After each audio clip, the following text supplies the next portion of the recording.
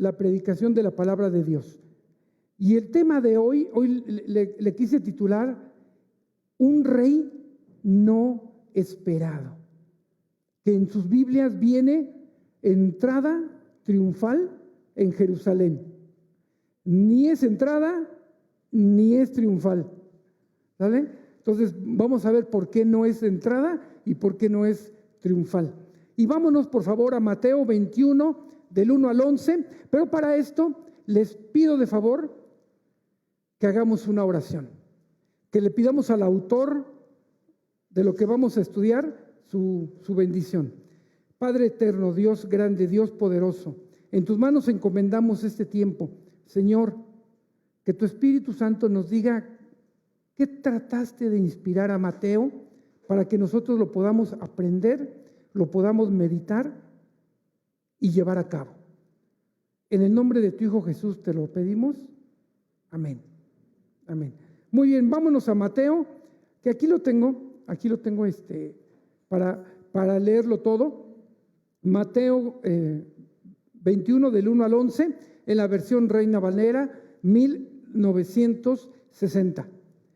Vamos a leer el texto. Dice: cuando se acercaron a Jerusalén y vinieron a Betfagé, al monte de los Olivos, Jesús envió 2 discípulos, diciéndoles: id a la aldea que está enfrente de vosotros, y luego hallaréis una asna atada y un pollino con ella.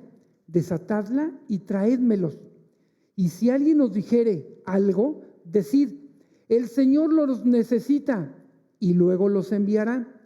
Todo esto aconteció para que se cumpliese lo dicho por el profeta, cuando dijo: decid a la hija de Sión: he aquí tu rey viene a ti, manso y sentado sobre un asna, sobre un pollino, hijo de animal de carga. Y los discípulos fueron e hicieron como Jesús les mandó. Y trajeron el asna y el pollino, y pusieron sobre ellos sus mantos, y él se sentó encima. Y la multitud, que era muy numerosa, tendía sus mantos en el camino, y otros cortaban ramas de los árboles y las tendían en el camino. Y la gente que iba delante y los que iban detrás clamaban diciendo: Hosana al Hijo de David, bendito el que viene en nombre del Señor, Hosana en las alturas. Cuando entró él en Jerusalén, toda la ciudad se conmovió diciendo: ¿quién es este? Y la gente decía: este es Jesús, el profeta de Nazaret de Galilea. Muy bien, este mismo relato coincide en los 4 evangelios. Solamente hay 3 relatos que lo tienen todos los evangelios, que es la multiplicación de los panes, la resurrección de Cristo y este. Entonces hay mucho que leer, porque un evangelio complementa al otro, uno dice algo que el otro no dijo, etcétera. Pero fíjense, solamente Mateo y Juan hablan de la profecía que se cumplió, lo que no hace Marcos ni Lucas. No hablan de que se iba a cumplir una profecía. Casualmente, y lo digo entre comillas, Mateo y Juan eran ¿qué? Apóstoles, y estaban directamente con el Señor. Muy bien. Y nosotros debemos de tomar en cuenta que viene la última semana, la semana que le llamamos de la Pasión. Esto en México se llama Domingo de Ramos, y comienza precisamente en el primer día de la semana, porque para nosotros el domingo, hoy es el primer día de la semana. Comienza el domingo, luego viene el lunes, martes, miércoles, jueves comienza Semana Santa. Jueves Santo, Viernes Santo, Sábado de Gloria. Los que tenemos más de 40 sabíamos lo que hacíamos en el Sábado de Gloria, ¿se acuerdan? Nos mojábamos. Y Domingo de resurrección. Muy bien, esta semana, mis hermanos, es impresionante que los evangelios, todos los evangelios, por ejemplo, el de Mateo, esta semana ocupa una tercera parte de los relatos. O sea, del capítulo 21, de que estamos comenzando, hasta el 28, va a hablar de una semana. Juan, desde el capítulo 12 hasta el 21, va a hablar de esa semana. Es impresionante, ¿no? Es decir, tiene un realce especial esta semana y todo lo que vaya a suceder. Bueno, y nuestro relato comienza cuando se acercaron a Jerusalén y la reina Valera vuelve a omitir un y. Entonces, en realidad, el versículo 1 debe comenzar así: y cuando se acercaron a Jerusalén. Y este y tiene una connotación importante, aunque no nos vamos a morir porque no viene aquí. ¿De dónde eran Marta, María y Lázaro? De Betania. Jesús venía de ver a Marta, a María y de resucitar a Lázaro. Quiero que tomen eso en cuenta. ¿Por qué, hermanos? Porque más adelante dice que venía una multitud. A ver, ¿tú qué harías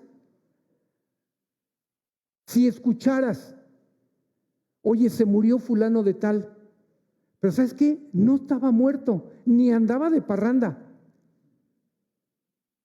sino que no murió, resucitó? ¿Lo querrías ir a ver? Yo digo que sí.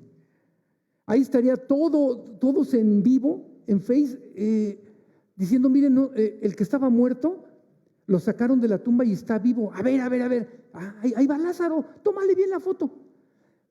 Entonces Jesús pasó por ahí y dice: y cuando se acercaron a Jerusalén, todavía no habían llegado, y vinieron a Betfagé, al monte de los olivos. Jesús envió 2 discípulos. En los otros evangelios habla de que venían de Betania. ¿De acuerdo? Ahora, hermanos, Jesús ya había anunciado su muerte mínimo 3 veces. ¿Y qué había dicho? Que era necesario ir ¿a dónde? A Jerusalén. A Jerusalén. Y ser muerto por los judíos y resucitar al tercer día. Quiero que lo tengan en mente, porque imaginen el pensamiento de los discípulos, que cuando dijo esas 3 veces Jesús que iba a morir, ellos no les cabía en la cabeza. Y ahorita vamos a ver una razón más porque no les cabía en la cabeza. Diciéndoles, bueno, al monte de los olivos, Jesús envió 2 discípulos. En esto coinciden los 4 evangelios, que eran 2 discípulos. Diciéndoles: id a la aldea que está enfrente de vosotros, y luego hallaréis una asna atada y un pollino con ella. Desatadla y traédmelos. Y si alguien os dijere algo, decid: el Señor lo necesita, y luego los enviará. Los 2 discípulos, que no indican quiénes eran, qué problemón los metió el Señor. Imagínense: oye, ve a tal casa, ve a tal lugar y traes esto. Ajá. Al traer eso, aquí estoy yo, la predicación está acá, hermanos, ¿sí? Al pedirles eso, ellos iban a un lugar que no lo conocían, no conocían la aldea, no conocían a la gente que les iba a pedir eso.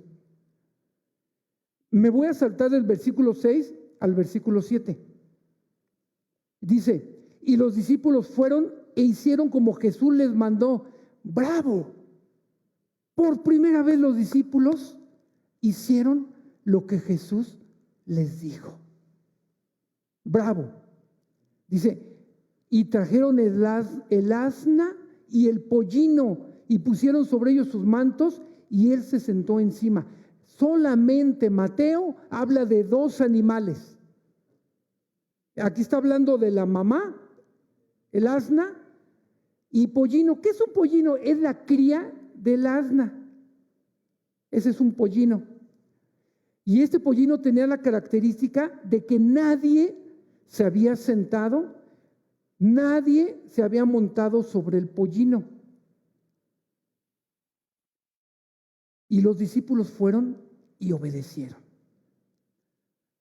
Y entonces dice la Escritura que fue y se sentó encima. Ahora, ¿por qué hizo esto Jesús? ¿Por qué él entró o pidió, perdón, un asno? ¿Por qué? Y entonces hay varios relatos que ahorita vamos a entrelazar para ver la razón. Ahora aquí vemos una enseñanza muy bonita de Jesús. Jesús es soberano. Jesús sabía lo que iba a pasar. No sé ustedes, pero yo no echo a la borda que tal vez el Señor te haya mostrado algo, que te diga por medio de su palabra, por medio de la oración, haz esto, aquello y lo otro.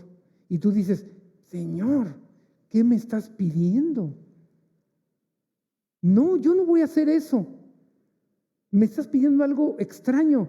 ¿Les pidió algo extraño a los discípulos? Sí. Pero ellos obedecieron, porque sabemos que nuestro Señor es soberano, es rey y tiene el poder sobre todo. Muy bien. Continuamos con algunos textos, pero vamos a ver algunas reflexiones. Dice que se acercaban a Jerusalén, y el que ha ido allá a Tierra Santa dice que el Monte de los Olivos está arriba y se ve la ciudad hacia abajo. Entonces ahora sí que era un empinado hacia abajo por donde Jesús iba a entrar. Bueno, esto que dije ya me adelanté y ya se los comenté. Antes de entrar a Jerusalén, Jesús le da instrucciones a 2 de sus discípulos de una manera clara y específica. Eso se me olvidó comentarles. Vean las instrucciones de Jesús. Van a entrar a esta aldea y van a encontrar esto y lo otro. Lo curioso es que en ese tiempo los pollinos se les cuidaba mucho. ¿Por qué? Porque iban a ser animales que eran muy productivos para los que lo tenían, y normalmente lo tenían adentro. Y en otro de los evangelios dice que pasaron y lo vieron. Estaba al acceso ya el pollino. Vean cómo es nuestro Señor.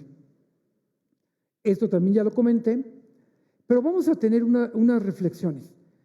Nuestro Dios en su soberanía tiene planeado lo necesario para llevar a cabo su plan. Y Jesús da esa seguridad a sus discípulos, quienes obedecieron al pie de la letra. Hermanos, cuando Dios nos pide algo que hagamos, Él ya te dio todos los medios para hacerlo. Medio económico, medio emocional, medio social, medio intelectual, te lo está dando el Señor. Nosotros somos los que limitamos el poder de Dios. Nosotros somos los que decimos, no tengo tiempo para estudiar. Pero ¿cómo tengo tiempo para las redes sociales? Si tienes tiempo para redes sociales, tienes tiempo para todo. Así que no nos hagamos. No, que yo no entiendo la Biblia, pues ponte a estudiarla. No, que me cuesta obedecer a mis papás, no les entiendo a esos rucos. Pues no se trata de que entiendas, se trata de que obedezcas. ¿Se imaginan a los discípulos diciéndole al Señor, no, Señor, ¿cómo no? Un pollino. ¿Cómo que no conozco al quien me lo va a dar? ¿A poco no los jóvenes son especialistas en en encontrarle la lógica a todo. ¿Y para qué tiendo mi cama si mañana se va a destender? ¿Para qué me baño si mañana me voy a ensuciar? O sea, su lógica es ilógica. Porque nosotros ya vivimos un poquito más y sabemos lo que significa tener tu cuarto arreglado. ¿Quieres que tu hijo tenga su cuarto arreglado? Invita a sus amigos a que estén en la casa. Y si aún así no lo arregla, estás en un caso de extrema necesidad, mis hermanos. Pero cuando Dios, nuestro Dios soberano, te pide algo, estás listo para hacerlo. Yo conozco de muchos misioneros, pastores, líderes de un ministerio que decían: yo no sé por qué estoy en este ministerio, yo no soy apto, pero por algo estás ahí, por algo Dios te lo puso, por algo puedes intentarlo. No, que yo soy muy malo para darle clase a los niños. ¿Lo has intentado? No, no me gustan. Inténtalo. Yo no soy bueno para estarle la alabanza. Pues haz un casting y Arturo te va a decir: hermano, tienes razón, no eres apto para la alabanza, pero hay muchos baños que lavar, ¿sí? Pero cuando Dios te da una inquietud para algo, Dios te está preparando para algo. Dios, cuando limpia una vasija, es para que sea usada, no para esconderla. Así que, hermano y hermana, si Dios te está hablando, no te hagas, no te escondas. Dios puede estarte llamando para algo en particular. Escucha su voz. Continuamos. En los versículos del 4 al 5, Mateo indica que se llevó a cabo el cumplimiento de una profecía del Antiguo Testamento en relación con el Mesías. El Espíritu Santo guió al escritor para indicar que este cumplimiento era parte del plan de Dios. Solo Mateo y Juan mencionan el cumplimiento de esta profecía. A ver, hermanos, utilicemos el siguiente razonamiento. Mateo, Marcos, Lucas y Juan ven un acontecimiento, ven lo que sucedió. ¿En qué momento ellos deciden, se atreven a decir: este cumplimiento es de una profecía? Qué atrevidos, ¿no? Porque ninguno de ellos era un rabino o se entiende que era estudioso de las Escrituras. ¿Sí me explico? ¿Cómo se atreve Mateo a decir eso? Lucas no se atrevió, Marcos no se atrevió, solamente Juan y él. ¿Por qué? Ahora, ellos tenían una técnica para narrar y para decir: entonces de aquí cachamos la profecía. ¿Sí me explico? Hermanos, si a estas alturas no entendemos que Mateo está haciendo eso para dar a entender que Jesús es el Mesías, que Jesús es el Rey de Israel, no hemos entendido Mateo. Aquí le paramos y pónganse a ver todos los videos de YouTube que tenemos en la Escritura. ¿Cómo empieza el Evangelio de Mateo? Hablando ¿de qué? De la genealogía de Jesús. Y diciendo: y se cumplió, y se cumplió, y se cumplió. Entonces vean lo que el Espíritu Santo hizo en la vida de Mateo. El Espíritu Santo le dijo a Mateo: agarra estos versículos, interprétalos como un cumplimiento mesiánico de Jesucristo. Vaya, lo que les trato de decir, que un judío vería una locura esto, porque ellos tenían reglas de interpretación.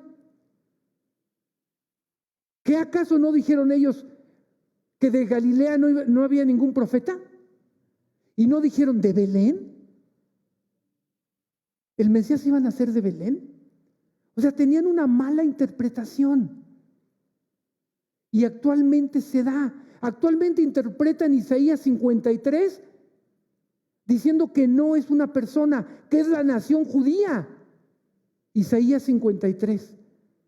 El siervo sufriente es Israel. Háganme favor. ¿Ya vieron por qué hay que estudiar la Escritura? Y Mateo de una manera sobrenatural, Juan de una manera sobrenatural, ven el acontecimiento y aplican una profecía bíblica como cumplimiento, sabiendo que los fariseos, los que más estudiaban la Biblia, esperaban un Mesías que cumpliera ciertas características. Y en una predicación Mario ya dijo qué milagros tenía que hacer el Mesías para que se le considerara Mesías. ¿Se acuerdan de esa prédica? Si no se acuerdan, vayan a YouTube y escúchenla, por favor. Ahí viene explicado por qué. Y Jesús vuelve a decir, y lo repito 3 veces, Roy nos dijo que quizá hasta 4 veces, Jesús dijo a lo que iba a Jerusalén. Entonces estaba cumpliendo la Escritura. Y Dios, por medio del Espíritu Santo, por los santos hombres de Dios, siendo inspirados por el Espíritu Santo, le dijo a Mateo, Mateo, se está cumpliendo la profecía. ¿Y cuál es esa profecía? Dice el versículo 4 de Mateo 21:4. Todo esto aconteció para que se cumpliese lo dicho por el profeta cuando dijo. Mateo se está atreviendo a decir, ¿y qué profecía? A ver, hermanos, hermanos de las 10 de la mañana, despierten, ¿sí? A ver, va. Decir a la hija de Sión, no es literal, le cambió un poquito Mateo, ¿sí? Ahorita vamos a ver la profecía tal cual. He aquí, tu rey viene a ti. ¿A quién se lo está diciendo? ¿Quién es la hija de Sión? Jerusalén. ¿Y qué es Jerusalén? La capital de los judíos. ¿De acuerdo? Al mero corazón de la religión judía, una religión seca, una religión dormida, una religión mal interpretada, les dice así, escuchen, judíos, escuchen, he aquí tu rey. A ver, hermanos, cuando diga tu rey, si no se te enchina aquí, no me estás captando. Tu rey, el que estaban esperando desde hace más de 2000 años, por el que oraban, por el que lloraban, por el que pedían, por el que decían, ayúdanos contra los de Babilonia, ayúdanos contra los asirios, ayúdanos contra los griegos, ayúdanos contra los romanos, ayúdanos de que venga el Mesías. Y les dice, ese ya está aquí.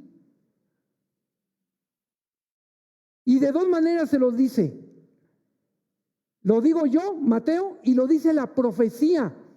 He aquí, tu rey viene a ti. Y viene más el escalofrío, hermanos. Si no les da escalofrío, de plano, no sé qué estoy leyendo. Manso y sentado, ¿ya vieron? Y sentado sobre una asna, sobre un pollino, hijo de animal de carga. ¿Se dan cuenta la perfección del cumplimiento de la profecía? Les voy a decir por qué. Porque los grandes generales que ganaban una batalla entraban a la ciudad conquistada en un corcel blanco, imponente, grandote. Y llegaban con una soberbia y con un orgullo diciendo, los hemos conquistado. Es más, utilizaban una palabra que el Señor utilizó. Utilizaban la palabra tetelestai, que significa todo está consumado. Ya no hay más nada para conquistar. Se subían al monte más alto y decían tetelestai. Todos están conquistados. Imagínense con qué soberbia lo hacía. Ahora, nuestro Señor Jesucristo, el Rey de Reyes, el Señor de Señores, el soberano de los reyes de la tierra, entra montado en un pollino. ¿Por qué en un pollino? Y hermanos, me eché una conferencia de 2 horas explicando lo del pollino. Y llego a 2 conclusiones. El asno o el burro o la mula, sabemos que la mula es cruza entre caballo y burro, entre sus respectivos sexos, ¿sí? Y decían, número 1, nuestra mentalidad occidental no nos permite entender la importancia de un asno. De un asno. ¿Por qué? Porque vivimos aquí en la ciudad. ¿Es necesario un asno? No. Pero yo le pregunto a un taxista, ¿es necesario el auto? Hasta la pregunta es necia, ¿verdad? Muy bien, en ese tiempo los animales de carga, principalmente el asno, era indispensable para las labores agrícolas de los judíos. Era un animal sumamente productivo, era un animal de carga, era un animal muy costoso. Y lo utilizaban, fíjense, lo utilizaban para cargar sacerdotes, profetas y reyes. Reyes. Entonces tenemos que cambiar nuestra mentalidad diciendo que tenía que entrar en un caballo. ¿O por qué no entró en un camello? ¿Me explico? Sino que el asno era un animal muy especial para la cultura oriental de esa época y tenía una connotación profética. A Salomón, cuando se le puso en el trono, se le subió en una mula. Balaam le habló una burra. Abraham, cuando iba a sacrificar a Isaac, subió todo en una mula, en un asno o en un burro. Entonces era muy importante para los judíos la cultura del asno, sobre todo porque estaba profetizado que su rey iba a llegar en un asno. ¿Y por qué no caminando? ¿Ya vieron? Hay muchas circunstancias que pudieron haber sucedido, pero no fue así. Entró como estaba profetizado. Por eso, mis hermanos, es bien importante que nosotros entendamos que Dios le permitió a Mateo que pudiera hablar de esta profecía y su cumplimiento en Jesucristo. ¿Hasta ahí vamos bien? Correcto. Ahora sí vamos a ver la profecía de Zacarías 9:9. Alégrate mucho, hija de Sión. Alégrate mucho. De nuevo, hija de Sión. Gracias. Da voces de qué? De júbilo. Hija de Jerusalén, he aquí tu rey viene a ti, justo y salvador, humilde y cabalgando sobre un asno, sobre un pollino, hijo de asna. Ahí está la profecía. Muchos cientos de años hecha esta profecía y ahí su cumplimiento. Reflexión. Mateo declara sin lugar a dudas que ese rey es Jesús. Ahora, Jesucristo varias veces cuando sanaba enfermos les decían, no digas nada, porque no había llegado su hora. Lo podían hacer rey antes de tiempo. No permitía nada. Pero aquí él mismo está permitiendo que sucedieran las cosas. ¿Y por qué dicen que es Jesús? Porque cumple todos los detalles de esta profecía en particular. La entrada en un pollino mostrando humildad y en un animal considerado como el que se usaba para llevar a los reyes. ¿Qué reflexiones podemos tener de estas partes? Y repito, los generales de un ejército llegaban cabalgando en un corcel, en un caballo, en un rocín blanco. ¿Jesucristo lo va a hacer? Sí. Aquí vino como el rey sufriente, humilde. Pero va a llegar un momento, lo dice Apocalipsis 19, cuando el Rey de Reyes y Señor de Señores va a venir montado en un caballo blanco. Y en sus muslos va a decir, Rey de Reyes y Señor de Señores en su segunda venida. Ya no va a llegar como el rey humilde, sino como el rey triunfante. Hermanos, si en este tiempo de coronavirus deseamos que ya venga pronto, ¿verdad? Pero si no lo ha permitido es porque todavía la sal de la tierra, que es la iglesia, debemos de estar salando. No estar salados, no, estar salando. Ser la luz de este mundo.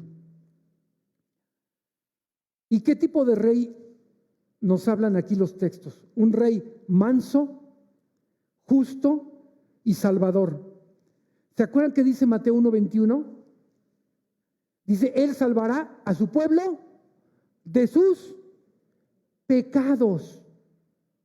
La mentalidad judía no era que le salvara del pecado, sino que dejaran de pagar impuestos porque ya no fueran un pueblo tributario. Y no es así.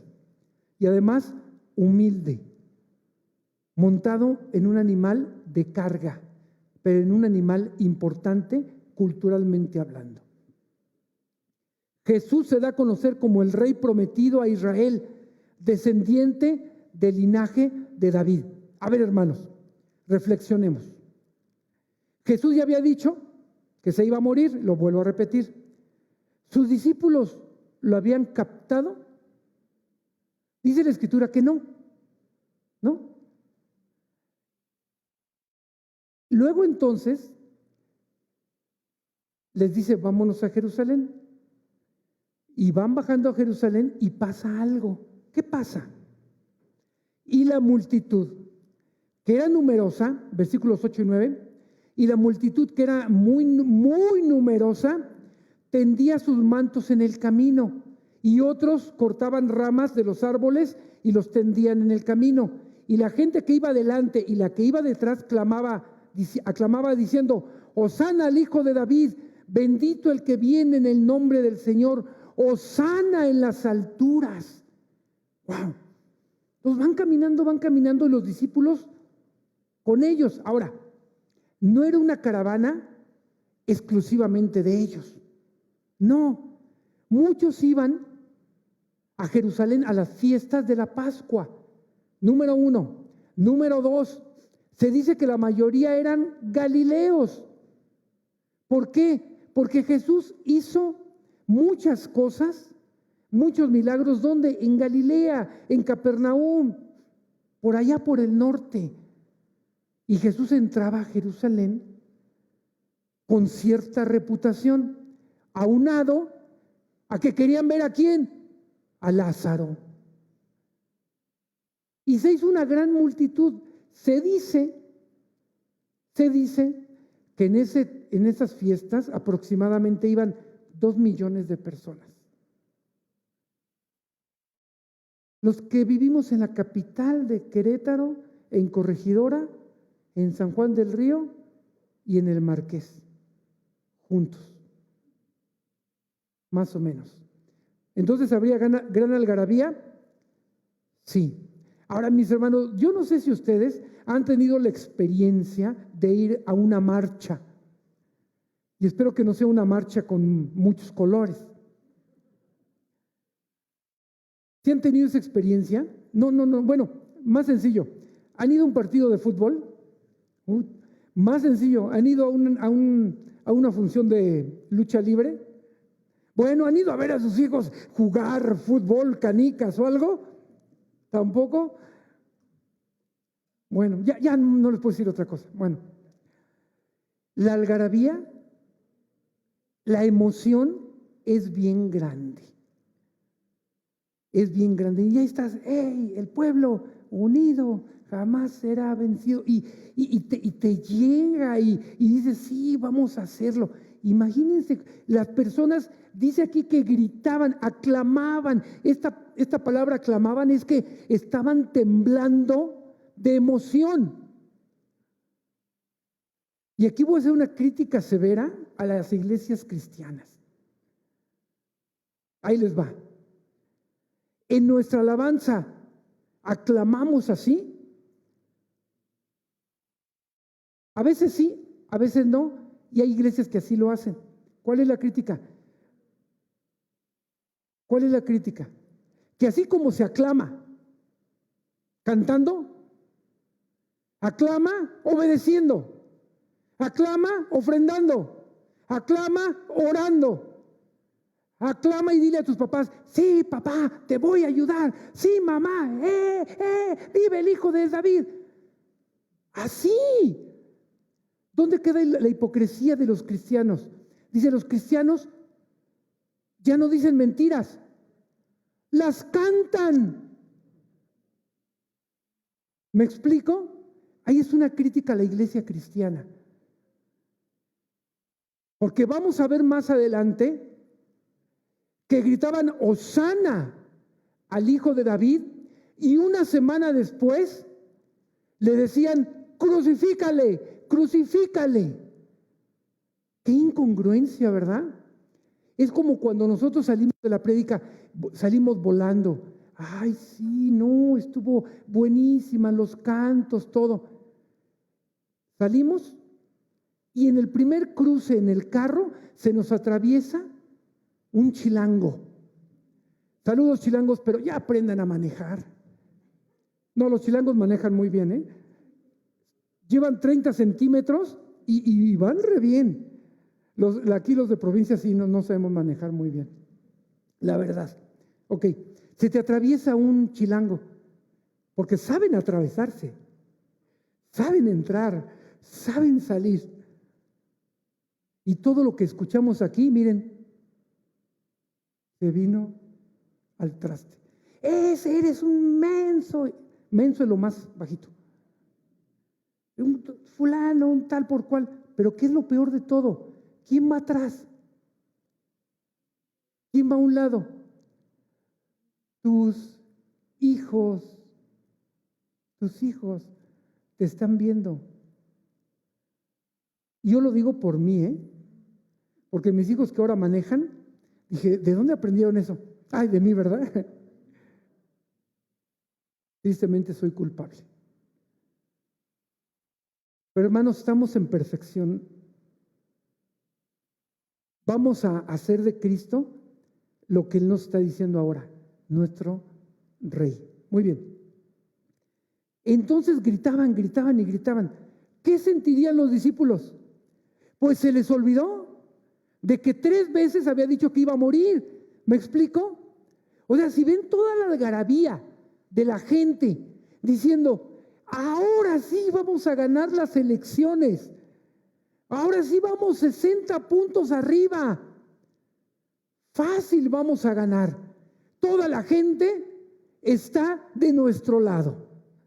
Toda la gente está clamando a Jesús, lo van a hacer rey, lo van a coronar. Pero ¿qué pasaba con los líderes judíos? En los evangelios dice, ay caray, tenían cierto temor porque cuando era la Pascua mandaban más cuadrillas romanas para que no hubiera un alboroto. Y entonces, ¿qué iba a pasar? Los iban a destruir. Pero mientras estaba la algarabía, hey, ¿qué pasa? Jesús, van a coronar a Jesús. Y es el rey. Bueno, los evangelios, sobre todo Juan, dice que no entendieron esto, sus discípulos no entendieron esto, sino hasta después de la resurrección. Entonces, ¿qué entendían ellos? No es difícil deducirlo. ¿Qué entendieron ellos? Ya van a coronar a Jesús. Y por eso le llaman la entrada triunfal. Pero técnicamente no fue triunfal. ¿Qué triunfó ahí? No triunfó nada. Porque fue un fracaso aún para sus discípulos. Si la gente hubiera coronado a Jesús como rey, si el pueblo de Israel hubiera reconocido que Jesús era el rey, hubieran entendido que Él es el Mesías prometido. Ahorita vamos a ver más adelante lo que dice Lucas al respecto. Y lo reciben a Jesús con actitudes dignas de un rey. ¿Qué hicieron? Agarraron ramas, ¿sí?, que era símbolo de victoria, y ponían sus mantos en el piso, símbolo de que un rey no debe de pisar el suelo, sino debe pisar, ¿sí?, sobre algo alfombrado, por así decirlo. Entonces se las ponían y con las ramas decían, Hosana a nuestro rey. Ahora, ¿qué significa Hosana? Pero además decían, Hosana al hijo de David, reconociendo su derecho al trono, hijo de David. Bendito el que viene en nombre del Señor. Es decir, la multitud decía, Dios, sálvanos, pero ya, estamos clamando justicia, sálvanos ya. Eso significa Hosana. Sálvanos de inmediato, Señor. Ya no queremos estar siendo esclavos, bueno, aunque no eran esclavos, siendo tributarios de los romanos. Queremos libertad total. Eso estaban clamando. ¿Por qué? Porque ellos tenían la idea de que su Mesías iba a hacer eso exactamente. Iba a llegar al trono y les iba a decir, listo, son libres. Ya no hay quien les esté haciendo aquí ninguna restricción. Muy bien, continuamos. Versículos 10 y 11. Cuando entró él en Jerusalén, toda la multitud se conmovió diciendo, ¿quién es este? Oh, pues, ¿es el rey o no es el rey? ¿Es el Mesías o no es el Mesías? Y nos vamos a Mateo 16. Jesús le dice a sus discípulos, oye, ¿quién dicen los hombres que es el Hijo del Hombre? Y ya responde Pedro. Y Jesús le dice a Pedro, Pedro, tú no lo dijiste por ti mismo, te lo reveló el Padre. Pues muchos decían que era Elías, otros Juan el Bautista y otro alguno de los profetas. Y efectivamente, y la gente decía, este es Jesús, el profeta de Nazaret de Galilea. Y no nació en Nazaret, ahí vivía. ¿Dónde nació? En Belén de Judea. La ciudad de Jerusalén se conmovió y decía, ¿quién es? ¿Qué está pasando? Y la gente no lo tenía como rey, lo tenía como profeta. Y está de más decirles qué hacían el pueblo de Israel con los profetas. A muchos los apedreaban. Entonces no lo veían como un rey. Y lo que les comentaba, en Juan 12:16, dice, estas cosas no las entendieron sus discípulos al principio. Las entendieron después. Por su parte, Lucas, y este es un relato muy triste, en verdad, muy triste, después de la entrada triunfal hace una mención de Jerusalén, lamentando y utilizando palabras de Jesús sobre lo que le pasaría a la ciudad en un futuro. Imagínense, Jesús va entrando y es proclamado como rey, y él propició, al pedir el pollino y cumplir la profecía, él propició que lo vieran como rey. ¿Me explico? La gente se emocionó y lo clamaban, pero no lo reconocieron como rey. Fíjense lo que dice Lucas 19 del 41 al 44. Y cuando llegó cerca de la ciudad, al verla, lloró sobre ella. Si mal no recuerdo, Jesús lloró por Lázaro y también lloró por Jerusalén. Y en el original la palabra llorar significa que iba llorando de manera continua. O sea, al ver la ciudad, cada vez que la veía, lloraba y lloraba. ¿Y por qué lloraba? ¿Tú por qué lloras? ¿O por felicidad o por tristeza? Y diciendo, son palabras del Señor: oh, si también tú conocieses, a lo menos en este día, lo que es para tu paz. En otras versiones da a entender que si lo reconocían como el rey, él iba a ser su paz, porque él es el príncipe de paz. Dice, mas ahora está encubierto de tus ojos, porque vendrán días sobre ti. ¿De quién está hablando? De Jerusalén. Cuando tus enemigos te rodearán con vallado y te sitiarán y por todas partes te estrecharán y te derribarán a tierra y a tus hijos dentro de ti, y no dejarán en ti piedra sobre piedra, por cuanto no conociste el tiempo de tu visitación. Wow. 40 años después llegó el general Tito en el tiempo de la celebración de la Pascua, sitió la ciudad, nadie entraba, nadie salía, fue destruida, y dice Josefo que lo que comían eran sus zapatos, porque ya no había más comida para ellos. Jesús profetizó y se cumplió. Hermano, hermana, conocido, amigo, porque si no has entendido el tiempo de tu visitación, no te puedo decir hermano. Perdónenme, pero no te lo puedo decir.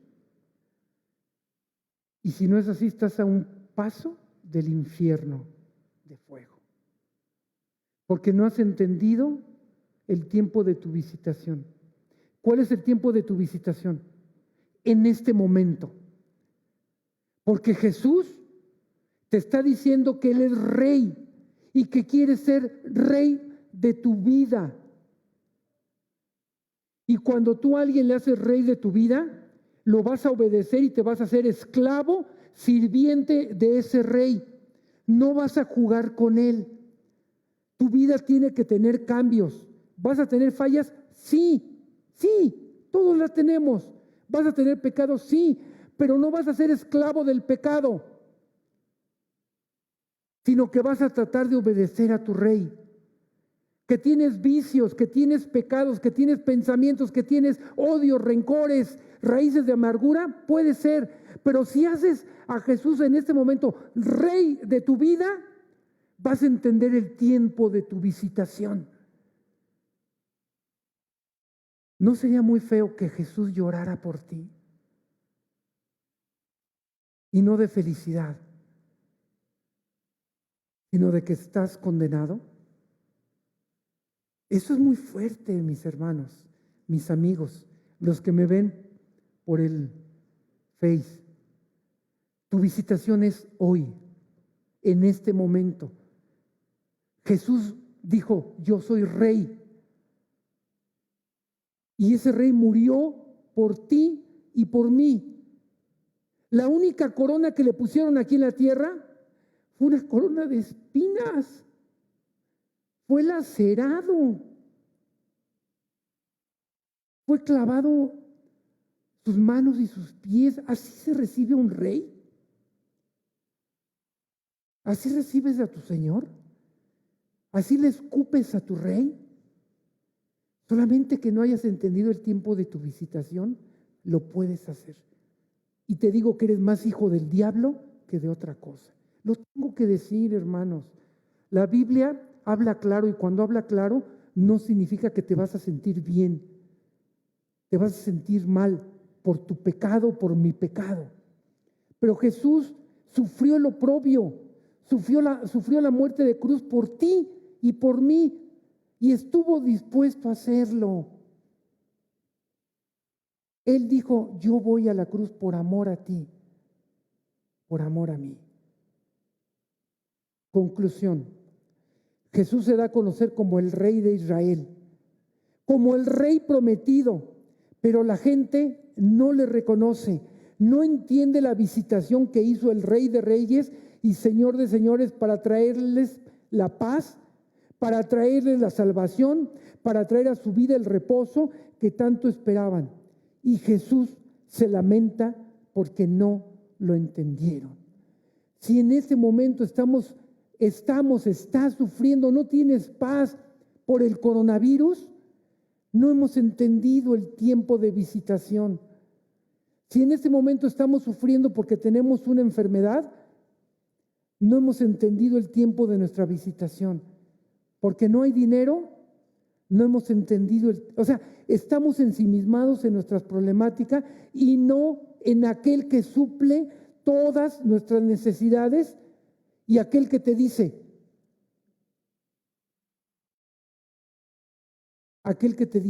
echa todas tus cargas sobre mí. Venid a mí todos los que estáis trabajados y cargados, y yo os haré descansar. ¿Qué preocupación tienes? La que tengas, échasela al Rey, porque eres el Rey soberano, es el Rey de toda tu vida. Es muy triste que ahorita le clamemos como Rey y le clavemos crucificándole y no obedeciéndole. ¿Qué aplicación podemos tener? ¿Entiendes la obra que hizo Jesús por ti? ¿La hemos comprendido en su magnitud, en su totalidad? Eso nos lleva a entender que Cristo se sometió a la muerte y muerte de cruz por amor a ti, por amor a mí. Otra pregunta: ¿Jesús es Rey de tu vida? ¿Jesús es Rey de tu celular? Si me dices que sí, préstamelo, quítale la clave. Yo les presto el mío. ¿Quién lo quiere ver? Aquí está, véanlo, no tiene clave, mi celular, ni para mi esposa. Jóvenes, ¿tu celular tiene clave? ¿Sabes cuál es tu pretexto? Por si me lo roban. Por si me lo roban. ¿Jesús es Rey de tu celular? ¿Jesús es Rey de tu cartera? ¿O cuando te bautizaste, sacaste la cartera para que la cartera no se bautizara? ¿Jesús es Rey de tu casa? ¿Jesús es Rey de tu auto? ¿De tu ropa? ¿Jesús es Rey de tus hijos? ¿O tus hijos son tus reyes? Hay mucho que analizar de si realmente Jesús es nuestro Rey en todas las áreas de nuestra vida. Hay mucho que pensar. Trataron de coronar a Jesús, pero no lo hicieron. Luego somos así. Tratamos de coronar a Jesús, pero luego lo crucificamos. Qué triste. ¿Lo dejas gobernar en cada parte o situación de tu diario vivir? Y esta es una afirmación que quiero que la meditemos. Deja que Jesús guíe tu vida, tus decisiones, tus relaciones, tus pensamientos, tus pasatiempos y tu existencia. Porque Él es Rey de reyes y Señor de señores. Amén. Muy bien, vamos a orar, mis hermanos.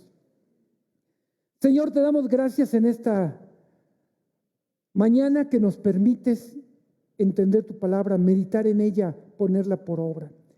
Te pido, Padre Santo, Dios Todopoderoso,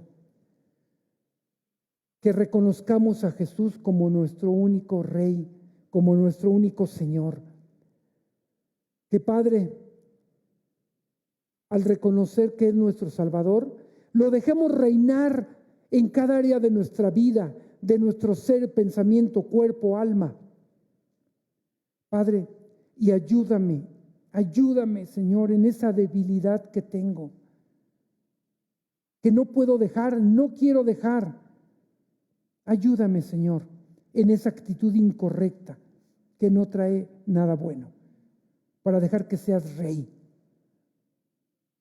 Alabado sea tu nombre. Digno eres de recibir la gloria, la honra y el honor.